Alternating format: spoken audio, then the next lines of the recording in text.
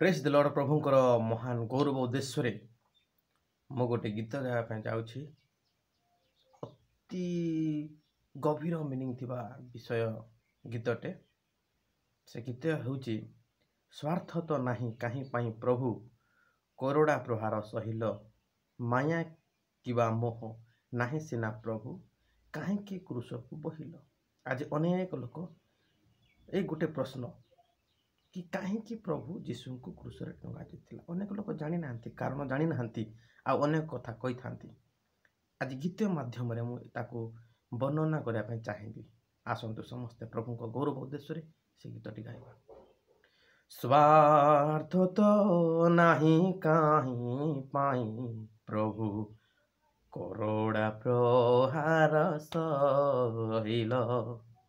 स्वार्थ तो नहीं काहीं पाई प्रभु, करोड़ा प्रहार सहिल।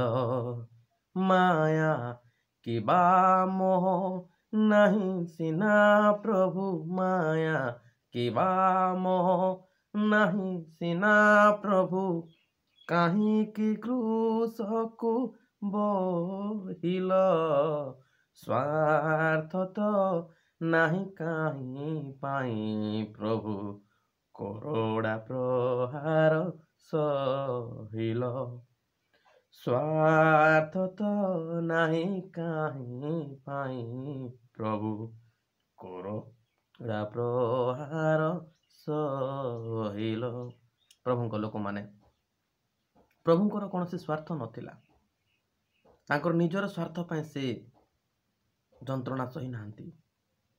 आमे गीत गाई थाउ किंतु से गीतर अर्थ को आम के बुझा चेष्टा कर न थाउ। जदि गीतर अर्थ को बुझिकी आम जदि गीत गाइबा ताहले आमको आत्मिकता लाभ हो पार, आम आत्मा रे बढ़ी पारिबा।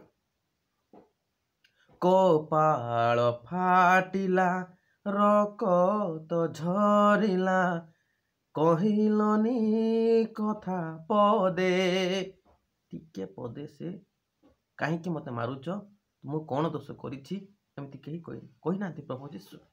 सैन्य मान को एते माने दुर्व्यवहार कले, प्रभु को लात मारले, विधा मारले, तांको ऊपर छेप पकाइले, तथापि प्रभु किछि कहना। कपाळ फाटिला रकत झरिला, कहिलनी कथा पदे। दोषी तो साजिल कहा पाई तुमे, केउ दोष अपराधे। पारिब कि कही दुनिया रे केही, पारिब कि कही दुनिया रे केही, केउ कर्मर से फल, केउ कर्मर से फल।